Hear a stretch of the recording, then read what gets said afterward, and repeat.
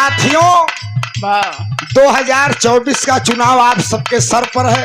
अब आप सब समाजवादी पार्टी इंडिया गठबंधन के प्रत्याशी को वोट दीजिए और जिताइए।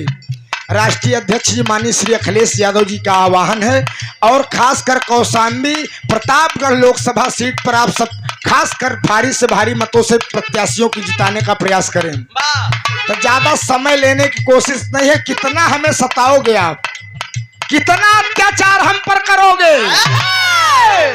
हम कन्हैया भगवान के वंशज, हम डरने वाले नहीं है। इसीलिए भाव दिया गया, अरे बम चाहे तू चला ले गोली, बम चाहे तू चला ले गोली, बम चाहे तू चला ले गोली, अरे बम चाहे तू चला ले गोली, सुन ले हे उन्मादी, अरे नेता चाही समाजवादी, नेता चाहे समाजवादी, नेता चाहे समाजवादी, नेता चाहे समाजवादी, अरे नहीं झुके हैं, नहीं झुकेंगे, नहीं झुके हैं, नहीं झुकेंगे, अरे नहीं झुके हैं, नहीं झुकेंगे, सुन ले हे उन्मादी। ताली का समर्थन चाहूंगा। अरे नेता चाहे समाजवादी, नेता चाहे समाजवादी, नेता चाहे समाजवादी, नेता चाहे समाजवादी।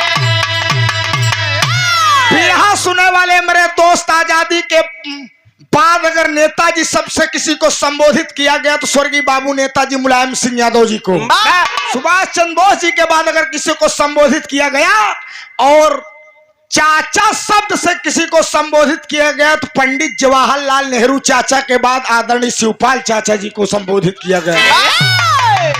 मेरे दोस्त, नेता बहुत हुए और बहुत होंगे, लेकिन ऐसा होना नेता होना दुर्लभ है। शहीदों की लाश बाबूजी अपने वतन को नहीं जा पाती थी, वहीं दफनाए जाते थे, फेंक दिए जाते थे।